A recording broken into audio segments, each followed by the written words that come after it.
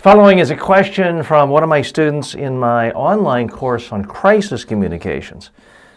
He writes in, recently I was involved in a discussion regarding whether it is recommended for an organization to refer to their official company website, which may be visited by anyone around the world, such as customers, potential customers, etc., when it comes to announcements regarding crisis situations.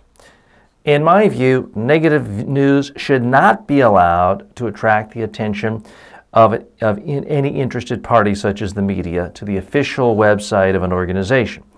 For example, I would not like to see my clients reading at my websites where I'm actually presenting my organization that one of the ships of my organization has been involved in an incident which has resulted in a problem like pollution.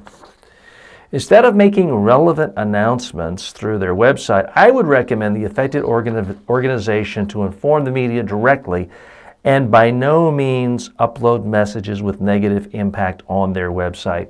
What is your view, TJ? Well, as in the case of so many different aspects of dealing with the media during a crisis, the answer is it depends. If the crisis is of such a magnitude that millions of people, perhaps tens of millions of people around the world are actively looking for your perspective on it, I think it really comes across poorly to hide and not have a mention of that on your main website. I hate it, for example, if some airline is being ridiculed by everyone in the world for torturing a passenger, and I want to see how did their CEO respond. And I fish around for 10 minutes on their website and I can't find it. It just makes me angrier. And it makes me feel like they are hiding more and guiltier more.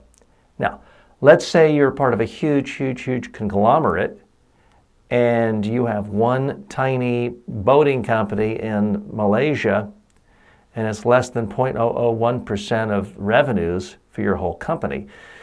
And something happens there, and it's a local crisis, but the rest of the world doesn't know. Do you have to put that on your Fortune 500 website?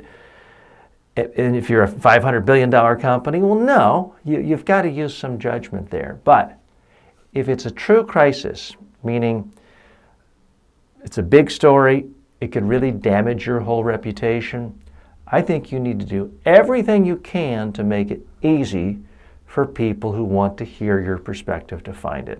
They shouldn't have to go to your website, see nothing, go to their local newspaper website, and then fish through the business section and then see it. That's making people work too hard, and they will resent it. So my advice in general, crisis, bad news, you're putting out your perspective, put it not just on your home page of your video, not just in the news press release section, but I would put it right up front in a video format as well as text. That way, nobody feels like you're hiding. I'm TJ Walker. Thanks for writing in. If you have any questions about speaking to the media or to live audiences, you can post your comments right here. Happy to respond. If you'd like to learn more, please go to my website at mediatrainingworldwide.com. You get a couple of my books for free and learn about our upcoming workshops.